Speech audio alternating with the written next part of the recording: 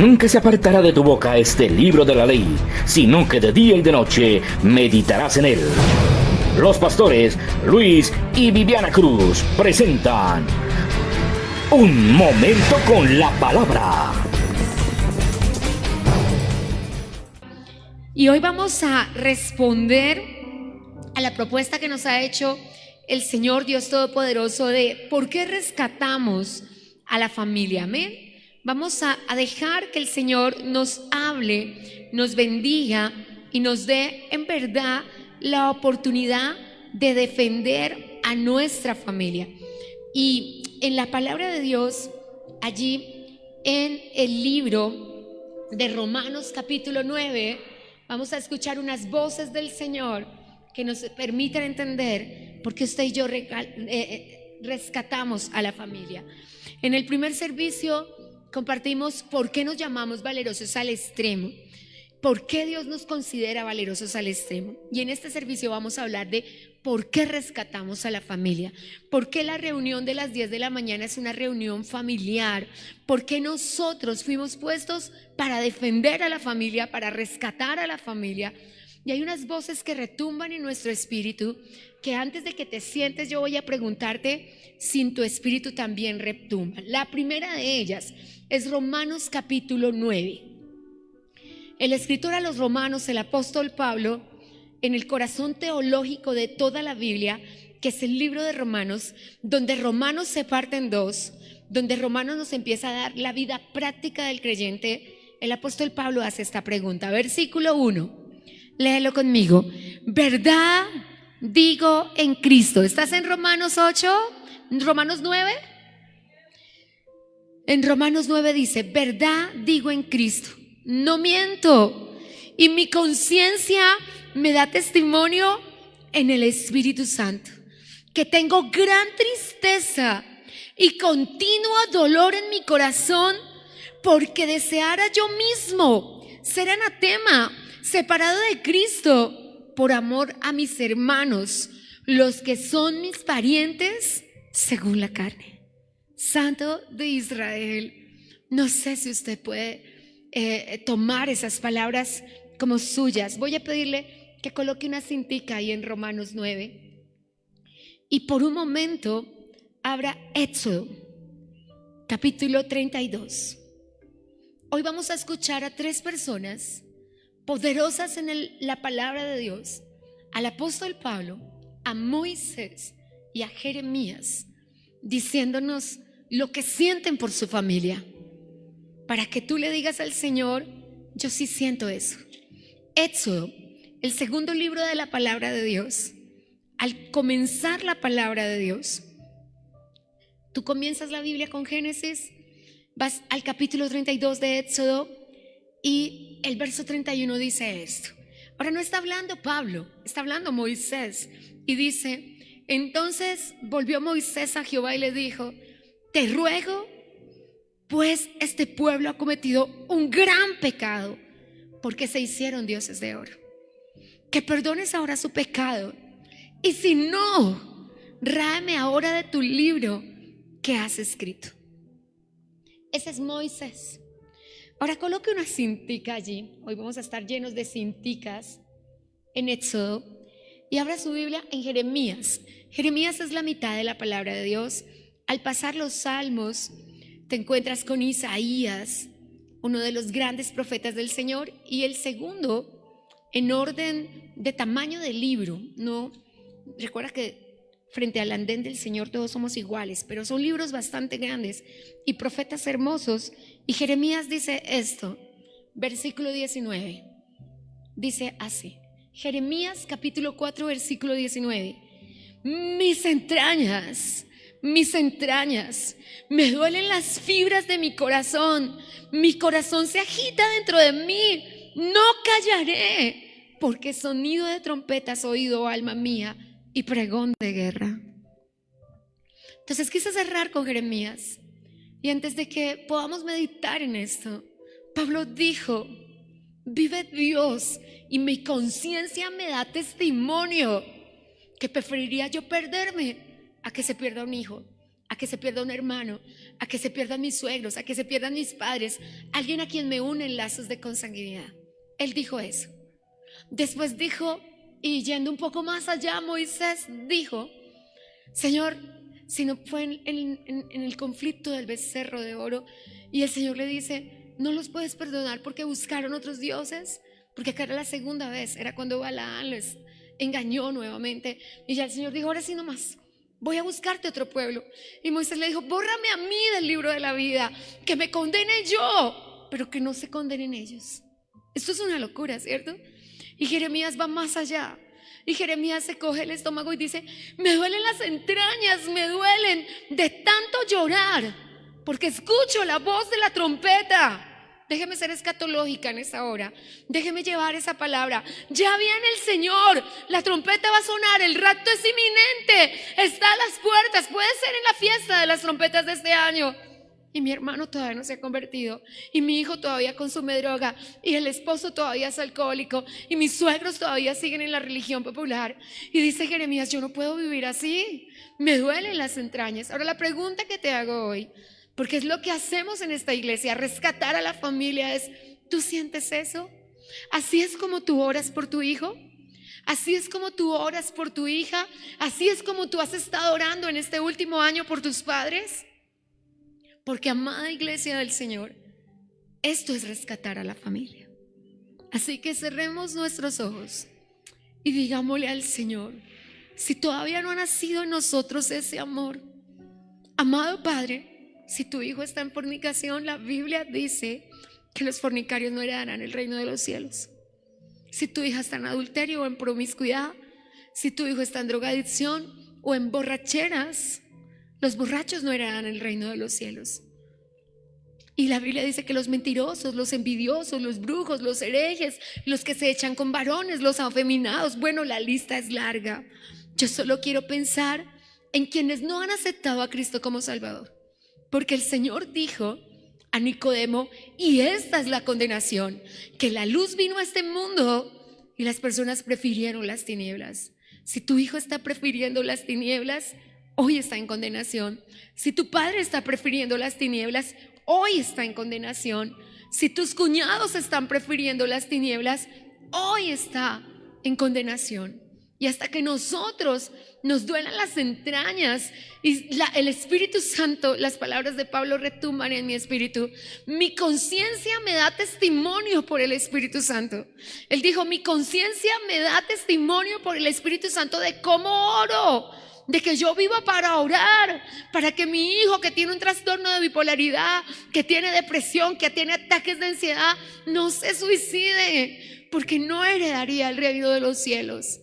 Así que, iglesia, tenemos una responsabilidad como iglesia y estamos en esta casa para rescatar a la familia. Si el Señor viene hoy, un hijo en drogadicción no será salvo. Así que necesitamos decirle al Señor: ayúdanos. Danos el corazón que le diste al apóstol Pablo. Danos el corazón que le diste a Jeremías, de llorar hasta que nos duelan las entrañas, porque nuestros hijos no están caminando con el Señor, porque nuestro esposo no se ha convertido, porque un hermano, un sobrino, un primo aún no han dicho sí al evangelio. Ayúdanos, Señor, en el nombre de Jesús. Amén.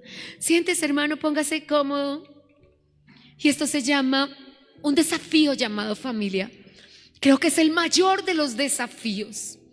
En el primer servicio vimos por qué las personas dejaban entrar al enemigo a su casa. Y la mayoría de ellos por situaciones económicas. Jesús habló de eso. Jesús dijo: estos son días de Lot. Todo lo que le preocupa a la gente es la plata. Pero también dijo: estos son días de Noé. Todo lo que le preocupa a la gente es lo social, el banquete, los amigos, qué piensan los compañeros de trabajo, qué piensan los compañeros de universidad y de colegio. Y usted y yo tenemos un gran desafío: rescatar a la familia. Nuestra familia nos fue entregada y nos unen lazos de consanguinidad. Tú eres la única persona a la que el Señor Jesucristo puede mirar a la hora de decir: él todavía practica la religión popular. Él está en una secta de error.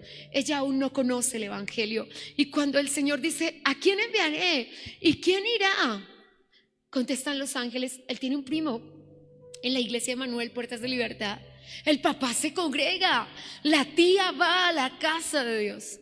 Y entonces en ese momento te conviertes en el instrumento de Dios, en las manos de Dios, en los pies de Dios, en la boca de Dios, para que esa persona, alguien le pueda predicar el evangelio. Todos los días mueren personas, todos los días van personas como una cadena que no se rompe, abajo a la condenación. No porque nosotros cerremos el reino de los cielos, pero tan responsables somos de cerrar el reino de los cielos como de no abrirlo.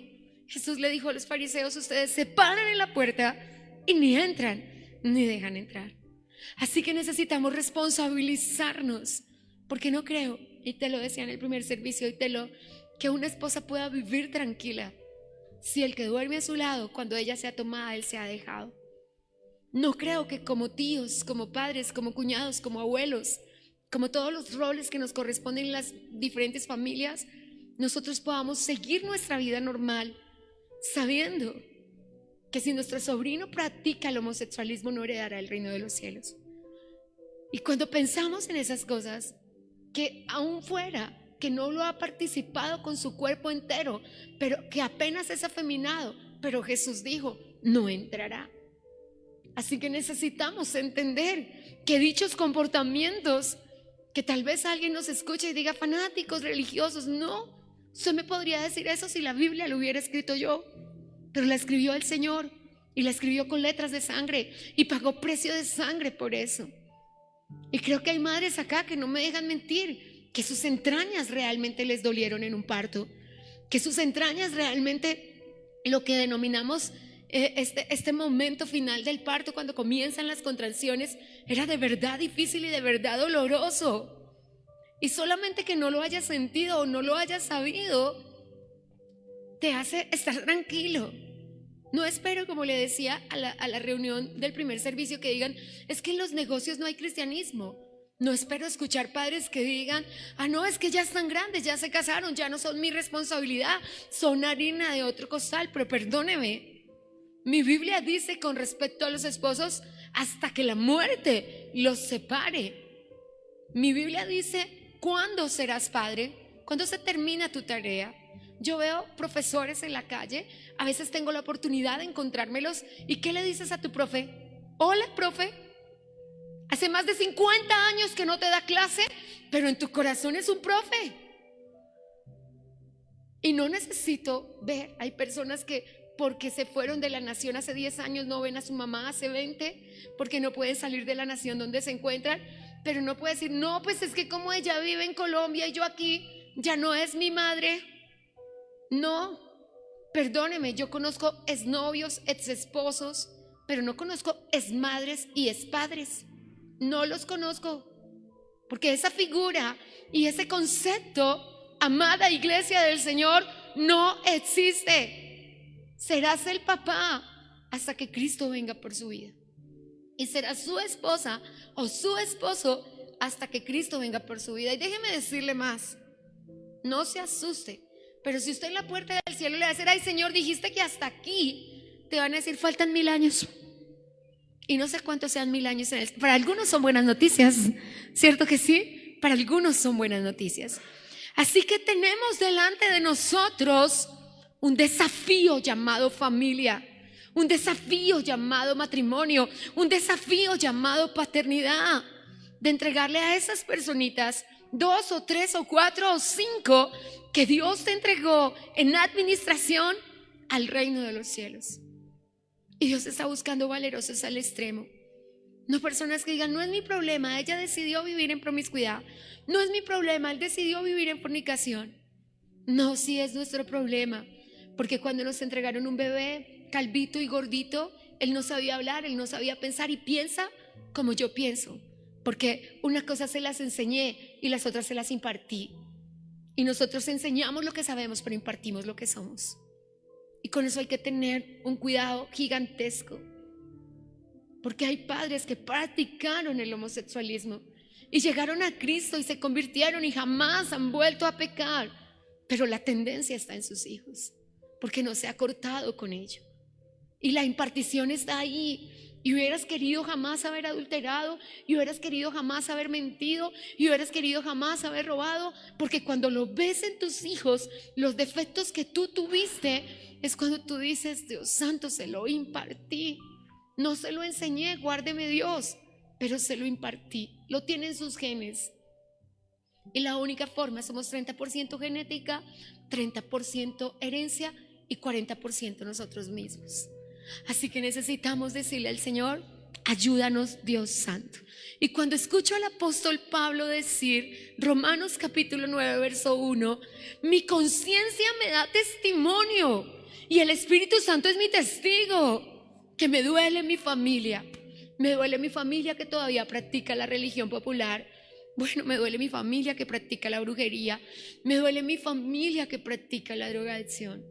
Hace un mes, sobre el 31 de diciembre, para comenzar enero, partió de la familia, no de lazos de consanguinidad, pero de esta parentela que va llegando a nuestra vida, un señor que practicó la drogadicción toda la vida. Y yo decía: Señor, Dios mío, yo creo que de unos 60 años, no alcanzaría los 70, pero son los pensamientos que están en tu corazón, los de el apóstol. Regreso a Romanos 9. Quiero que le hagas una lectura consciente, un poco, mi amado, más consciente. Y mira lo que dice Romanos 9. Es maravilloso, es un versículo lindísimo, pero quiero que lo leas. Verdad digo en Cristo y no miento. ¿Y sabe qué me llama la atención? Que él dice: mi conciencia me da testimonio, pero mi testigo es el Espíritu Santo. ¿Usted sabe lo que es poner al Espíritu Santo por testigo? Dios mío, tienes que estar diciendo la verdad. Tienes que estar diciendo la verdad. ¿Y de qué da testimonio el Espíritu Santo? Que yo vivo para orar por mi familia y que preferiría condenarme yo a que alguien en mi familia se condene. Eso es lo que está diciendo el apóstol Pablo. Yo no sé si lo diría, de todo corazón te lo digo. He pasado luchas, he escuchado a mi papá decir, y creo que a todos los papás, como cuando me duele a mí algo, cuando pasa algo con Sandra, de quisiera que eso me pase a mí, no le pase a ustedes. Sé que con respecto a los hijos es como fácil decirlo, ¿cierto? Como que no está enfermo él, yo no soy capaz de ver con estos ojos enfermo a mi hijo, ¿cierto? Es una cosa impresionante. Cuando mi esposo estaba en las terapias, la primera vez que llevaron una niña de 4 años a diálisis, mi esposo no podía respirar. Él llegó sin habla y decía: una niña chiquita que por herencia había perdido sus riñones a los 4 años. Y eso duele mucho. Pero cuando pensamos en eso, hoy, iglesia, y pensamos en las palabras de Moisés, Éxodo 32:31, bórrame a mí del libro de la vida, pero no los borres a ellos. Tú dices eso: Señor, bórrame a mí, pero escribe a mi esposo. Bórrame a mí, pero escribe a mi hermano. Bórrame a mí, pero escribe a mis sobrinos, a mis nietos. Cada abuela en este lugar sabe que se llega a amar profundamente a los nietos. Los nietos constituyen la verdadera forma de ser padres. La mayoría de padres aprenden a ser padres con los nietos y quisieran hacer con ellos la corrección de todos los errores que tuvieron con sus hijos. Es una cosa loca. Pero la mayoría, porque los hijos llegaron temprano por las diferentes razones. Entonces yo quiero proponerte para 2026 2 tareas, 2 caminos que no se bifurcan, son paralelos, pero sí se van a encontrar, de cómo trabajar con la familia. Y hoy estamos respondiendo a la pregunta: ¿por qué fuimos llamados a rescatar a la familia?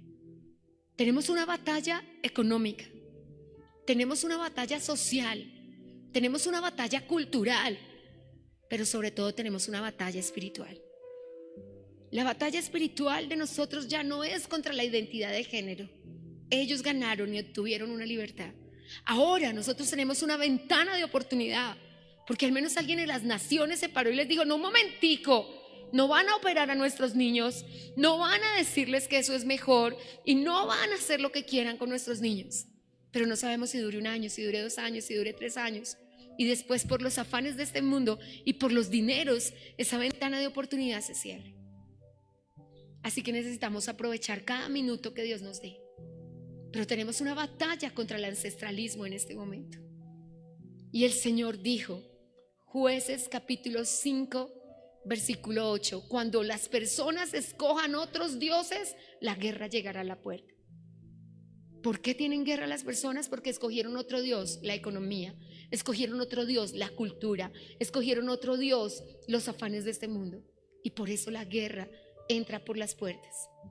Así que cuando nosotros pensamos en eso, iglesia, yo quiero proponerte dos cosas. La primera, invierte en tu legado. Invierte en tu legado.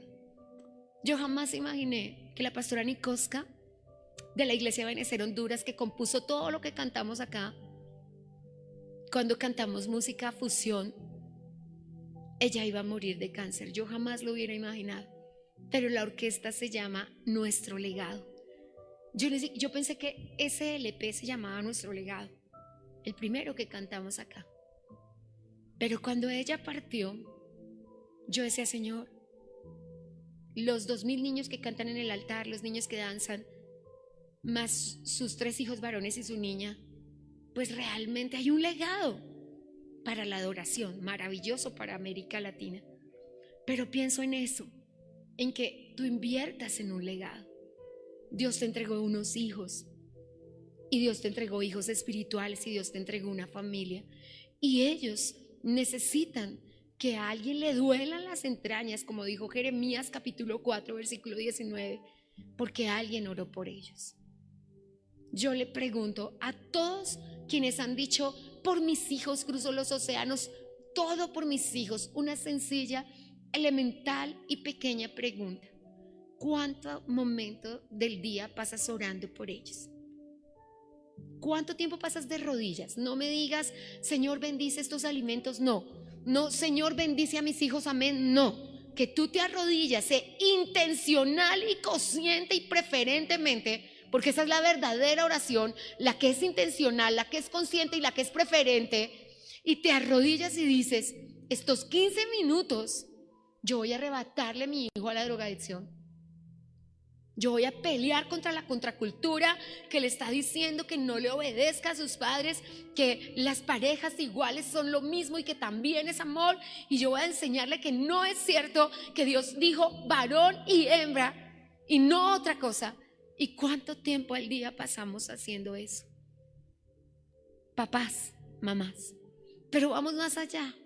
Nos paramos en un altar, teníamos una carita de ponqué, un vestido hermoso, y le dijimos a un hombre, sí, es para siempre.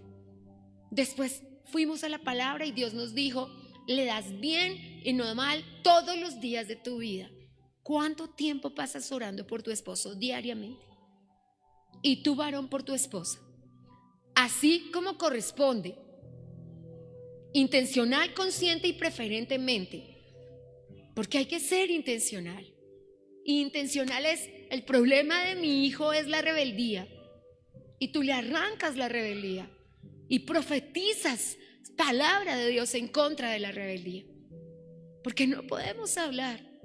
Y yo pienso en Moisés y digo, Dios mío, llega más lejos que Pablo. Pablo dijo, el Espíritu Santo es mi testigo de cuánto los amo. Bueno, yo leo solo la oración de Filipenses, Efesios y Tesalonicenses y digo, no necesitamos más. Ahora vamos a hacer la oración de Tesalonicenses, pero solamente quiero pedirle una cosa. Nehemías capítulo 4, 14. La primera, invierte en tu legado.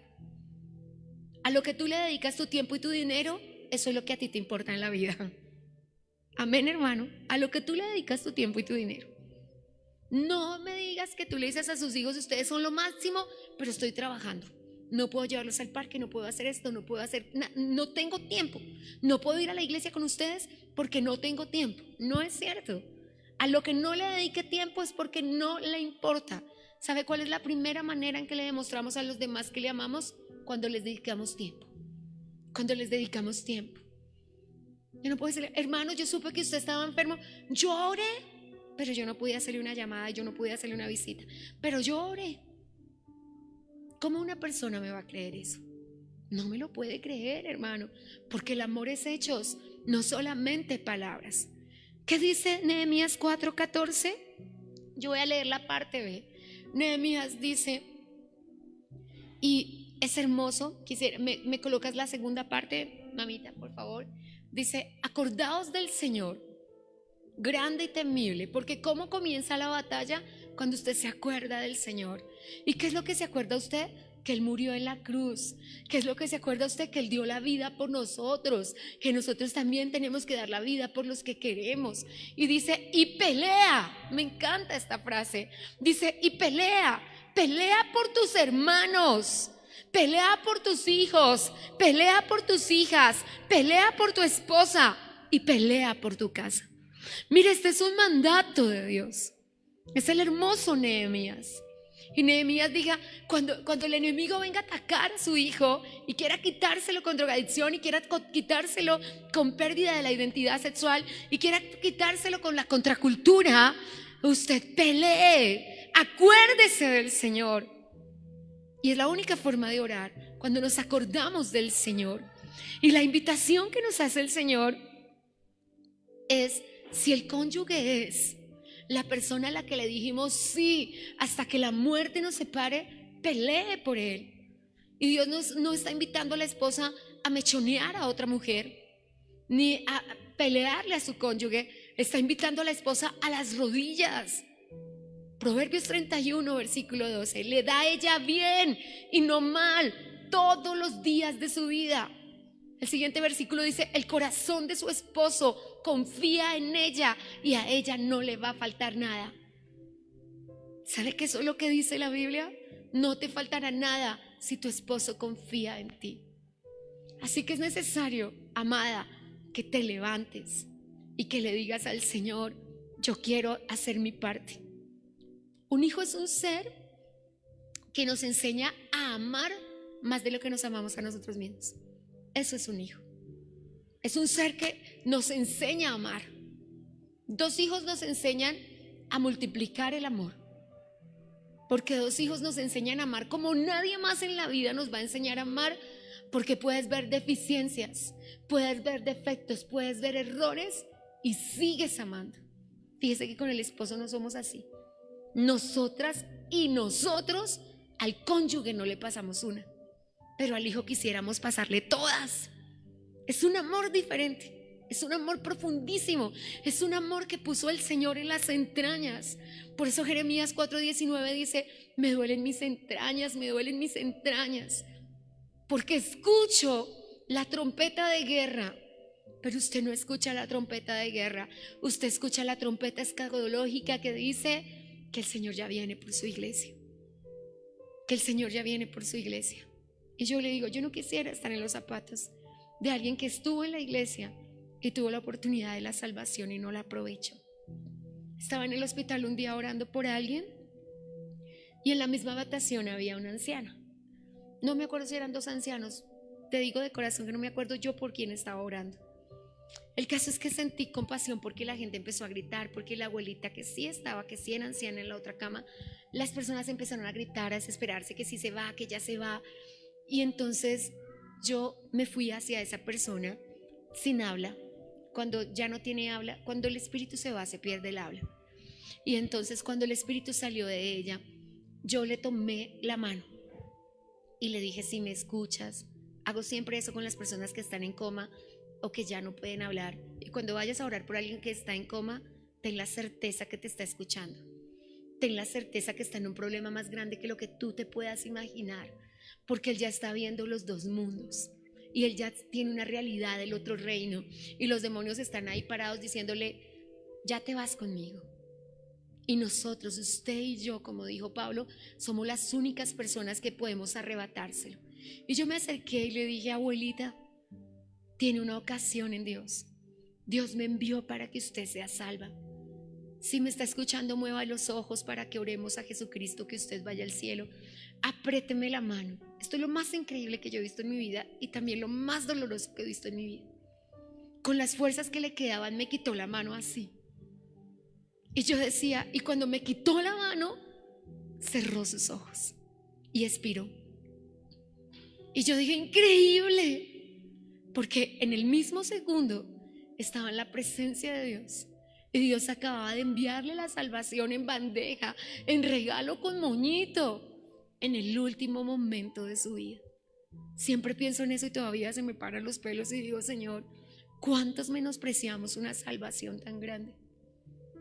Y la menospreciamos porque decimos, yo voy a la iglesia, pero mi suegra no vive, mi suegro vive. Y yo le amo profundamente porque él me dio un regalo maravilloso, mi esposo. Y yo le quiero muchísimo por eso. Y si mi suegro no hubiera hecho nada más por mí en esta vida que regalarme a mi esposo, es algo grande. Yo no podía cuando él tomaba, yo le decía, Señor, mi esposo oraba día y noche. Yo puedo decirle a mi esposo, pasó horas de la noche orando, Señor, mi papá, Señor, mi mamá. Es algo que después, Señor, mi hermano, lejos de imaginarnos que iba a entrar al cielo primero su hermano que él. Cuando yo le dije, vamos a solucionar esto, él se tiene que convertir. Jamás, iglesia, me imaginé que él se fuera a morir, nunca. Él era más sano que mi esposo y jamás tuvo una enfermedad, pero él murió sin alcanzar a completar 50 años. Pero está en el reino de los cielos y nos vamos a ver, en breve nos vamos a ver. Pero si nosotros no tenemos esa certeza que nuestro hermano, que nuestro padre, que nuestro tío entró a salvación, entonces invierta en su legado. Su legado es tiempo. Saque tiempo para hacer la llamada, para hacer ese mensaje, para hacer esa visita. Utilice toda oportunidad que Dios le dé. Utilice la comida, el cumpleaños, el baby shower. Que digan, no, es que él es más fiestero, es que donde inviten él está. No importa, pero usted vaya y lleve el evangelio. Nosotros vamos a todo lugar que nos den oportunidad, a todo lugar, a todo lugar. En el último matrimonio que estuve, un señor se me acercó y me dijo, por favor, ¿me vende una Biblia? Y entonces yo, con el mayor gusto. Entonces le dije, yo anonadada, le dije, ¿ustedes no son creyentes? ¿Su esposa y usted no son creyentes? Y yo lo veía en todos los matrimonios que yo conozco de esa casa, y de repente se me acercó y me dijo, pero las palabras que salieron hoy de su boca, yo quiero limpiar mi matrimonio, yo quiero alimentar mi vida. Y yo lo miraba, la esposa estaba anonadada, y le pregunto yo a la esposa, y me dijo la señora, no, nosotros somos de la religión popular. Yo casi me desmayo. ¿Saben cuántos matrimonios, fiestas de familia yo los he visto? Y nadie de la familia les ha predicado el evangelio. Le dije yo a la persona que los invitó, última vez que ellos pisan esta casa sin ser creyentes. Porque hermanos, ¿cómo se puede tener tanta amistad con alguien y no presentarle al Señor Jesucristo? Si amamos a alguien, el mayor regalo que le podemos dar es al Señor Jesucristo. Amén. Así que lo segundo que quiero decirte es, proyéctate. ¿A qué parte vas a ocupar en la salvación de otra persona? ¿Qué parte? Yo le digo, Señor, ¿cuál es mi parte en esa vida? ¿Cuál es mi parte? Yo puedo ser provocador, empezar a echar la semilla. Yo puedo ser provocador, empezar a despertar ese interés por la palabra de Dios, siempre tocando temas, donde yo almuerzo normalmente los domingos, siempre se sientan personas diferentes. A veces no aceptan el evangelio de una, y entonces lo que yo hago, y yo le digo, Señor, ellos son trofeos de la gracia, ellos se van a convertir. Yo los llamo trofeos de la gracia, porque han llegado tan arriba en la religión popular que se sienten el papa, se sienten cardenales, sienten que saben todo de la religión. Y entonces el que mucho sabe poco cree. Y entonces de su sabiduría se agarra para decir, no es como ellos dicen. Entonces yo en la vida de ellos soy un provocador. Y yo le digo al Señor, están en remojo. Y todo el tiempo dejo una inquietud en su espíritu. En cada conversación va la palabra, de tal manera que Dios les provoque a saber si esa es la Biblia. Pero también sé determinar si en la vida de otra persona yo soy causante. Porque yo puedo ser provocador o yo puedo ser encausante. Entonces soy la persona que llegué ahí, que nunca he pisado ese pueblo. Esta semana estaba en un municipio que nunca había pisado, y Dios me permitió hablar con personas que no habían aceptado a Cristo como Salvador, y nosotros somos encausantes. Mira, él es el pastor de acá, él es un pastor, puedes hablar con él cuando necesites algo. ¿Por qué no entramos a decirle a una persona, congrégate, si ni siquiera aceptaba a Cristo como Salvador? Pero yo también puedo ser participante. De hecho, les anuncio, papás, ustedes no pueden ser otra cosa, porque el Señor dijo, instruye al niño en el camino. Instrucción es tomar de la mano y participar de esa vida. Instrucción es participación. Así que a usted no le toca, Señor, ¿yo qué soy en la vida de mi hijo? No, los padres no tienen opción. Los padres son participantes.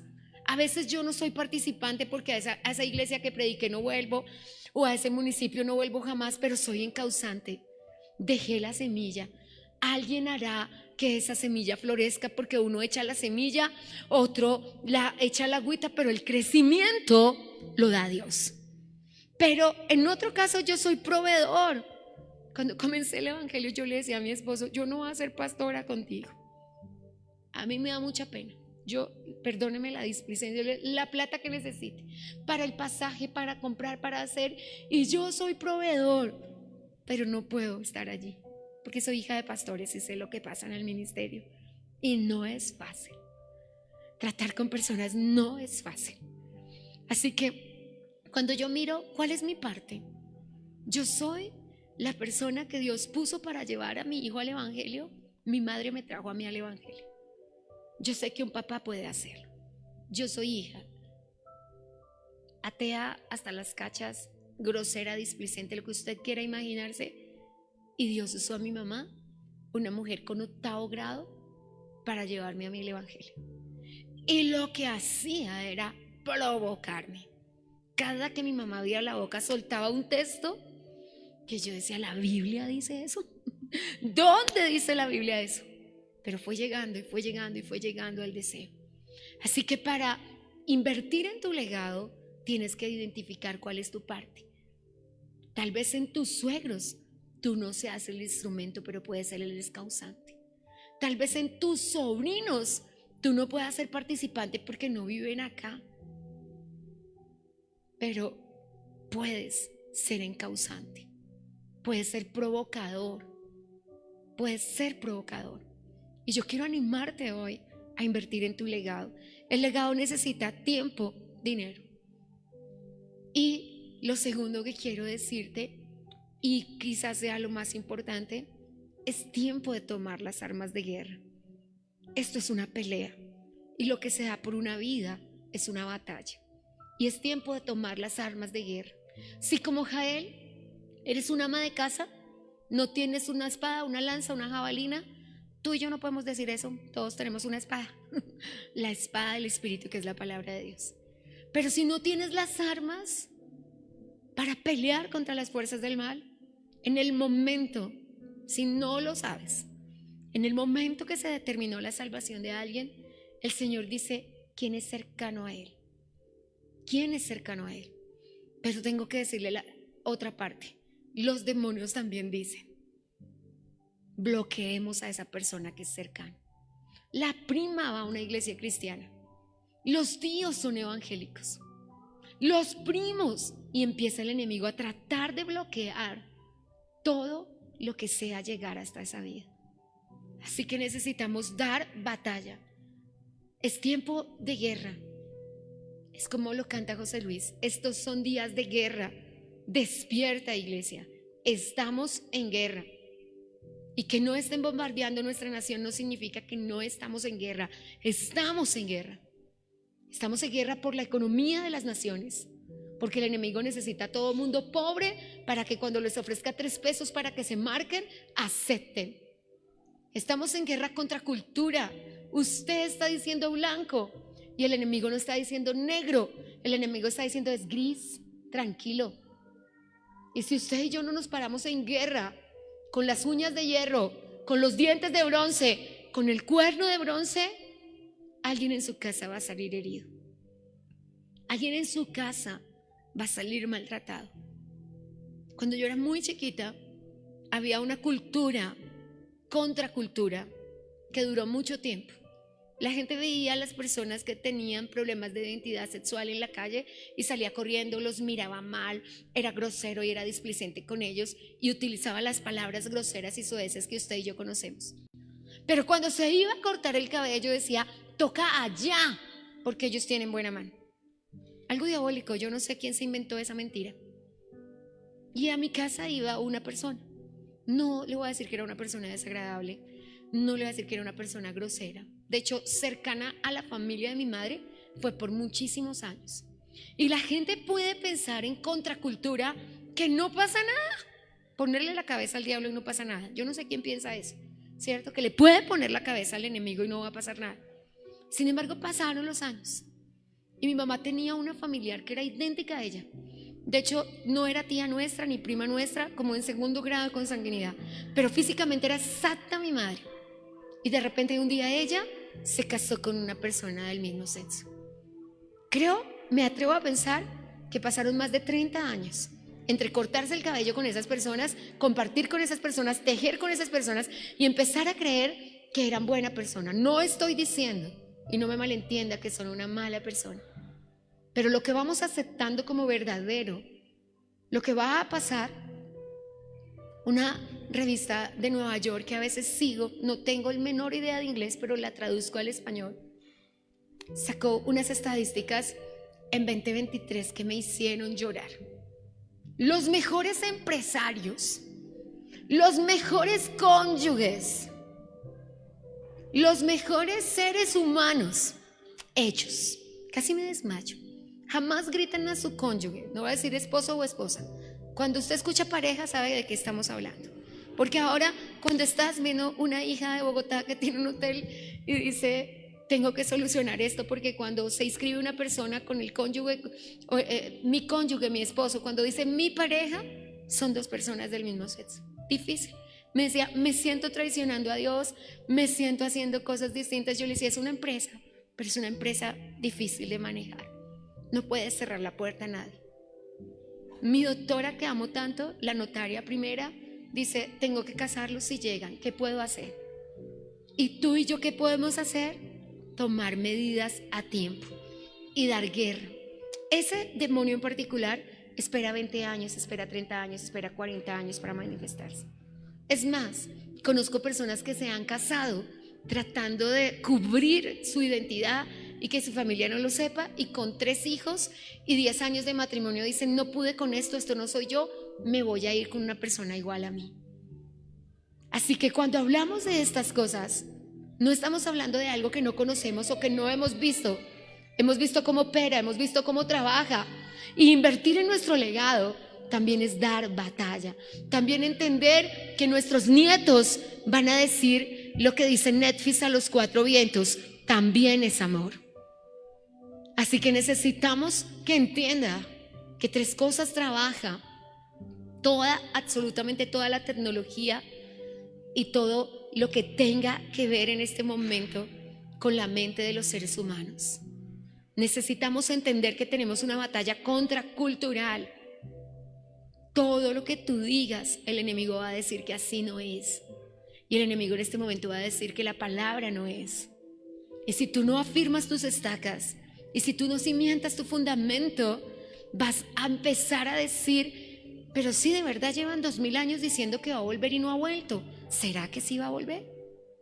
Y empezará el enemigo a poner contracultura en tu mente. Y entonces tu hijo podrá traer a casa una amiguita a quien no desecharemos. Para lo único que queremos a las personas es para predicarle el evangelio. Y entonces vas a decir, no, pues es que, pastora, es que él es así, pero es que es amigo de mi hijo. Y entonces empiezas a darte cuenta lo que dijo la revista de Nueva York, que son seres humanos agradables, que proveen para su hogar, que tienen un matrimonio estable, que no gritan a su esposa, que toman las mejores vacaciones. Casi que si tú no fueras, que estabas sabiendo de qué tipo de parejas estabas hablando, dicen matrimonios perfectos, porque Satanás quiere mostrar eso, que lo que él hace es bueno y agradable y lo nuestro no. Pero la Biblia dice que lo bueno, perfecto y agradable es la voluntad de Dios. Así que, iglesia, hay un peligro latente. Y yo solo quiero decirte una cosa: si no inviertes en tu legado, alguien va a invertir. Si tú no inviertes tiempo en tus hijos, alguien les va a dar tiempo, y de suprema calidad, porque con tal de trabajarles la mente y el corazón, el enemigo les dedicará tiempo y les dedicará dinero y hará cosas.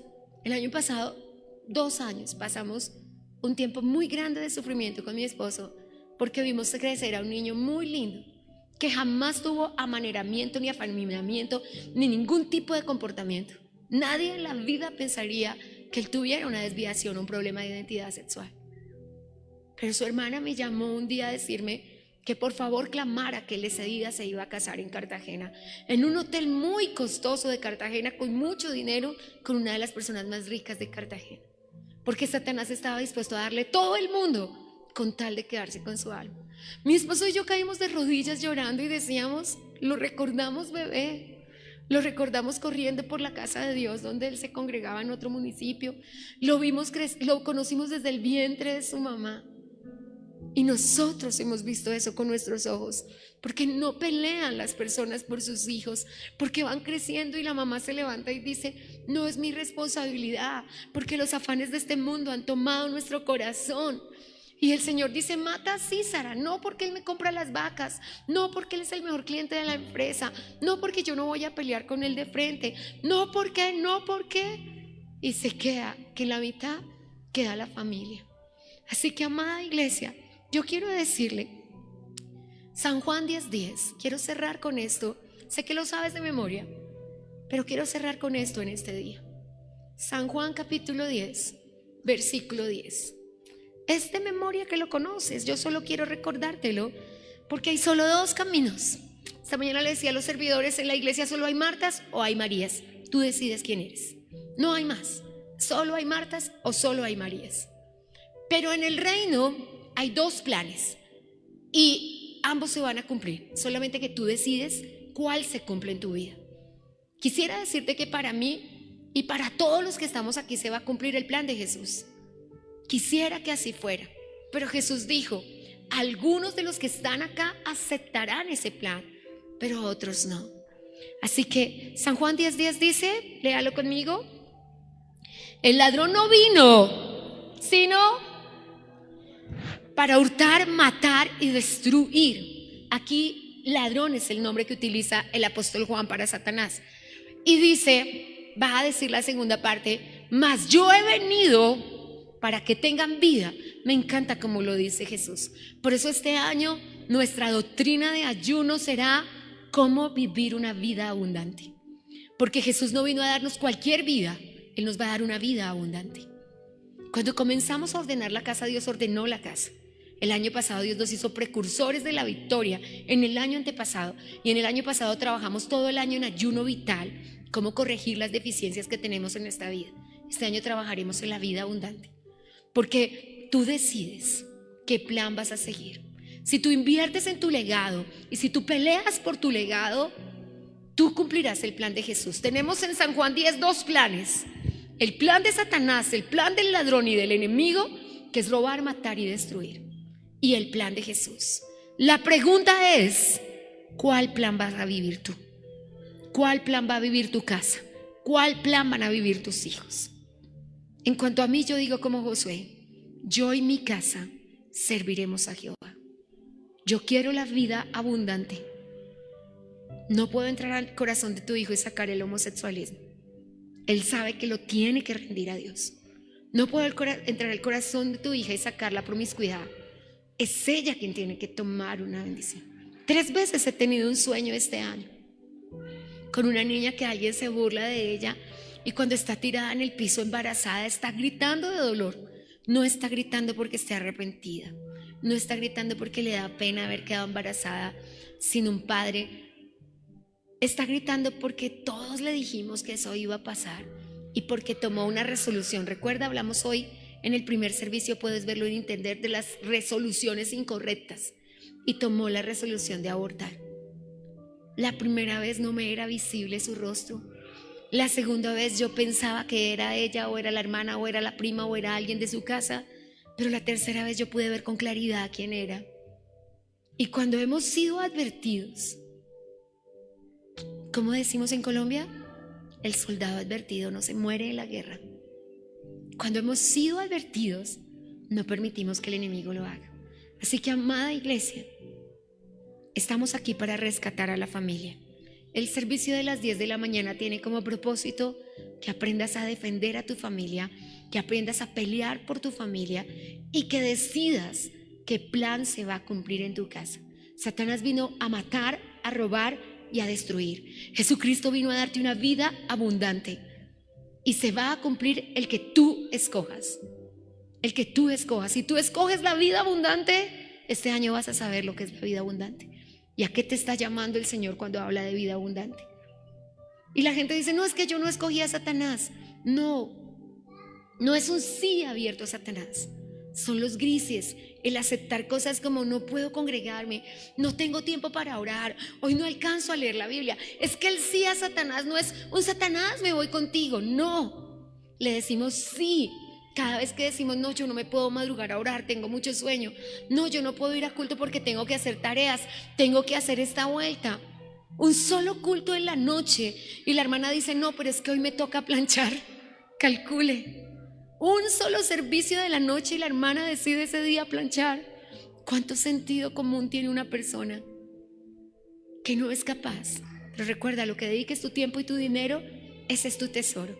Y donde esté tu tesoro, allí estará tu corazón. Una hermana me dijo, yo no quiero ser la esposa de la persona que le dice no a Dios. Yo no quiero ser la esposa del que compró la finca, compró los 2 bueyes y se casó y por eso dejó al Señor. No quiero eso. Es tu decisión. Y lo pienso bien y digo, sí, yo no quiero ser la esposa de alguien que no ama a Dios. No quiero. Especialmente siendo mujer, por una razón, por la impartición sobre los hijos. Porque como los hijos son lo que su padre sea en un sentido estricto y literal, nosotras alcanzaremos a arreglar un poco de eso, pero no a construir, porque el Señor estableció al varón como cabeza. Así que cuando pienso en eso le digo, Señor, aquí hay rodillas, aquí hay una boca que puede hablar, comencemos a usarla. Así que, iglesia, vine a decírtelo, primer servicio familia de este año, invierta en su legado, de batalla por su legado y trabaje de tal manera que pudiera pasar. Los hijos de un hombre como Josafat se perdieron todos, eran 70. Esto es algo que toca mi corazón. A los pastores yo les digo, trabajemos en nuestro legado. Siempre que pienso que Jod era lo que era y sus hijos se perdieron, que Aarón era lo que era y sus hijos se perdieron, y que el sacerdote era Elí y sus hijos se perdieron, digo, Dios, guárdanos, defiéndenos. Cuando ves hijos en la Biblia, hay gente que tuvo unos excelentes padres que lo hicieron todo e igual pasaron cosas, como Manasés, el hijo de Ezequías. Pero que no sea por ti, que tú puedas levantar tus manos y decirle, Señor, en cuanto a mí, estas rodillas derramaron sangre. En cuanto a mí, como dijo el apóstol Pablo, el Espíritu Santo me es testigo de cuánto tiempo pasé cada día orando porque se solucionara eso. Así que, amada iglesia, que tus palabras sean, al terminar el año 26, las palabras de Jeremías: me duelen mis entrañas de tanto que he pasado orando por mi esposo. Que tus palabras sean: el Espíritu Santo es mi testigo, que saqué tiempo cada día para orar por la iglesia del Señor. Que tus palabras sean, como dijo Moisés: Señor, preferiría que me pierda yo, pero que no se pierda mi familia. Ahora le aclaro, no es el plan de Dios que nadie se pierda, porque Él vino a darnos vida abundante. Amén. Así que cualquiera cosa, cierro con esto, ahora sí, colóquese de pie y leámoslo juntos en voz alta. Cualquiera cosa, Mateo 24. Sabes que soy sumamente escatológica. Me encanta que sepas que el Señor está a las puertas y que tú y tu casa serán salvos. Cualquiera cosa que quiera minar tu casa, Jesús dijo que tú lo puedes impedir. Mateo 24, verso 43. Todos con la Biblia abierta. Dice: pero sabed esto, que si el padre de familia supiese a qué hora el ladrón va a venir, vela y no deja minar su casa. ¿Cuál es el plan de la vida abundante para ti en el año 26, Iglesia Emanuel? No dejes minar tu casa. Hemos escuchado Un Tiempo con la Palabra, con los pastores Luis y Viviana Cruz. Dios los bendiga.